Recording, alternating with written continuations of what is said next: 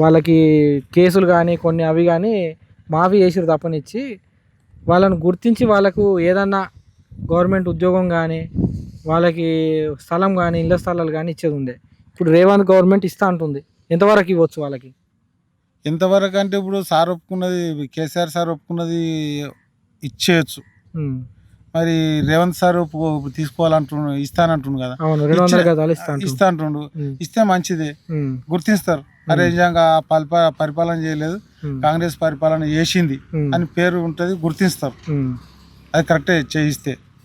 వాళ్ళకి కేసులు కానీ కొన్ని అవి కానీ మాఫీ చేసిరు తప్పనిచ్చి వాళ్ళని గుర్తించి వాళ్ళకు ఏదన్నా గవర్నమెంట్ ఉద్యోగం కానీ వాళ్ళకి స్థలం కానీ ఇళ్ళ స్థలాలు కానీ ఇచ్చేది ఉండే.